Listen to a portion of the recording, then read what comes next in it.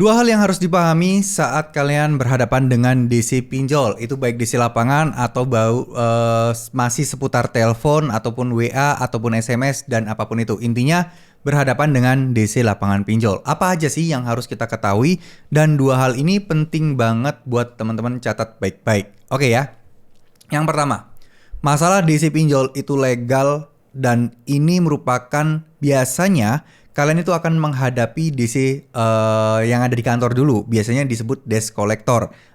Nah, dari orang-orang yang menelpon atau mem-WA kalian yang dari kantor-kantor ini, ya ini adalah pegawai, bukan pegawai lapangan ya, pegawai yang ada di kantornya, itu pasti akan terus-terusan gencar. Dan biasanya nggak cuman manusia aja, pakai sistem AI atau sistem robot mereka itu untuk menagihnya. Saya yakin sih teman-teman pasti tahu apa yang saya maksud. Jadi kayak logat suara, logat bahasa itu beda banget ya. Ini biasa juga dilakukan oleh aku-laku, bahkan sebelum jatuh tempo itu H-3, H-2 itu pasti ada telepon yang nada suaranya itu kayak robot. Kita diminta untuk konfirmasi aja. Nah, sifatnya adalah reminder aja ya, bukan menagih yang gimana-gimana. Oke, masalah penagihan kayak gini udah pasti akan kalian dapatkan ya. Poin yang pertama adalah ancaman teror. Teror ini dalam artian dihubungi nomor-nomor yang gak dikenal, ditagih-tagih terus gitu ya, bukan teror yang gimana-gimana. Nah, ini udah pasti kalian dapatkan. Itu poin yang pertama. Tapi, nah kalau ini masalah kayak gini, kalian tidak perlu terlalu gubris, nggak masalah. Namanya telepon kan bisa diblokir gitu ya. Nah, ini masih berhubungan dengan poin yang kedua. Poin yang kedua itu, teman-teman harus tahu bahwa tata cara penagihan itu juga diatur oleh OJK. Ya, tata cara penagihan itu untuk pinjol legal. Kalau kalian galbe pinjol legal, udah pasti ya harusnya mematuhi aturan OJK.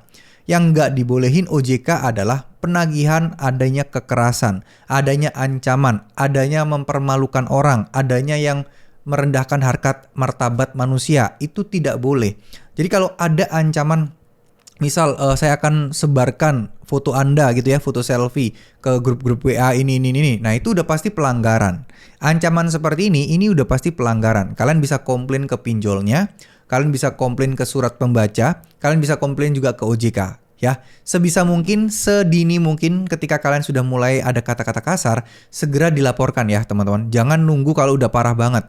Setidaknya mereka ini yang oknum-oknum yang bermasalah ini, mereka tahu, oh bahwa si A, si B, si C, dan kalian ini, itu nggak bisa nih diancam-ancam dengan cara yang kasar seperti ini. Karena mereka sudah punya ilmunya dan mereka sudah ada wawasannya, sehingga harusnya mereka nggak bisa bertindak semena-mena. Ya, itu sih. Dua hal itu penting banget. Jadi kita ketahuilah, pahami, tanamkan di pikiran kalian baik-baik bahwa pinjol nagih kalau kasar, kalau ngancem, nggak boleh ngapa-ngapain ya. Itu sudah melanggar aturan-aturan dari OJK.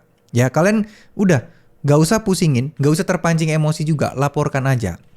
Kalau misalnya ini kan sudah ada undang-undangnya nih, kalian mau laporkan polisi pun bisa seperti ini teman-teman ya.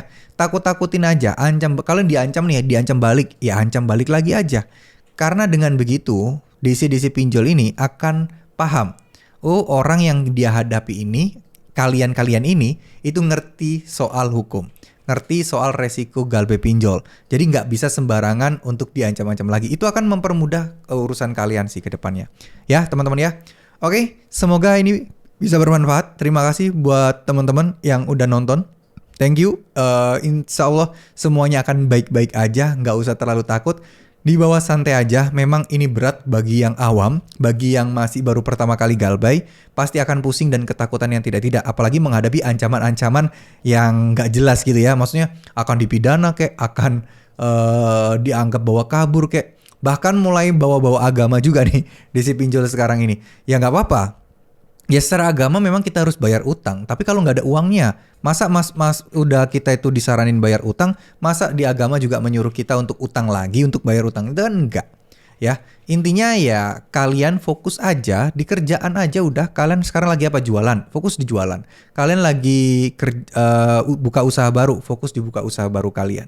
Gak usah mikirin masalah resiko-resiko yang gak jelas seperti somasi lah, bawa ke jalur hukum lah, bakal disidang lah. Itu insya Allah gak bakal terjadi teman-teman ya. Karena udah banyak dari tahun 2019 ancaman-ancaman kayak gini tuh udah banyak sekali dilakukan. Tapi ya gak ada yang terbukti bener-bener Ada nggak sih orang yang galbe pinjol masuk penjara? Nggak ada. Kecuali kalian malsuin KTP kalian edit nama kalian, data kalian palsuin.